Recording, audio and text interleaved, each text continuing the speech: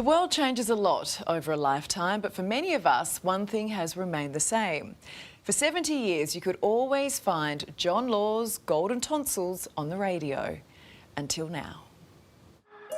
One of Victoria's largest regional towns, Bendigo, is best known for the gold rush era of the 1850s.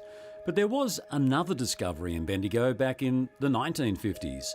The man who would become known as the Golden Tonsils. Hello world, this is John Law. Hello world, I'm John Laws. Today, that iconic welcome was heard for the last time, and naturally, retirement brings reflection, Bendigo included. I loved Bendigo, and I had a terrific time. I fell in love there. But I fell in love everywhere. I had a terrific time there. Laws has seen radio go from vinyl to computers, landlines to mobile phones, meaning talkback radio became accessible to anyone, anywhere. Laws has even embraced the era of selfies. I think that's good fun, yeah. Oh, every day if I'm down at the wharf or at a restaurant there or something, yeah, they do it all the time, but it's good, it's lovely. And that was the opening I was waiting for. I'm unashamedly a John Laws fan, but John Laws tragic. While my schoolmates were listening to AC/DC, I was listening to Laws. Such was the admiration, or obsession, I kept a scrapbook. So John, this is indicative of how much of a fan I was, stroke is. This was a scrapbook I kept when I was young. Oh, it's yours? Yeah. The pages are fading, and maybe some of John's recollections too, but these clippings revived them. I like that picture. You like that one? Yeah. Yeah. It's Long John.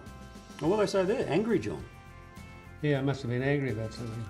Some of that anger, as it was in his latter years at 2UE, was directed at the Broadcasting Tribunal.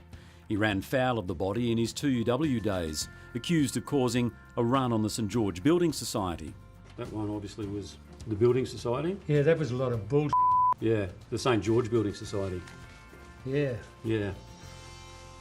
Bit of a run in there with the Broadcasting Tribunal. Yeah, them. That sentiment was at times extended to his rivals.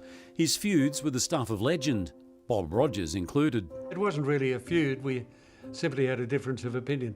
And it was a matter of me being a bit jealous of Bob because he was brought down from Brisbane and he came down where everybody said this great man, Bob Rogers, was going to arrive, and consequently a bit of professional envy, I suppose, took over.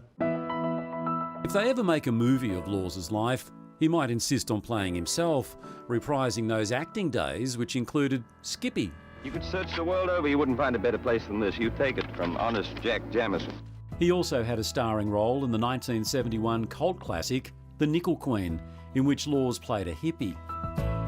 But life nowadays is without the love of his life. Caroline Laws, his princess, passed away 4 years ago.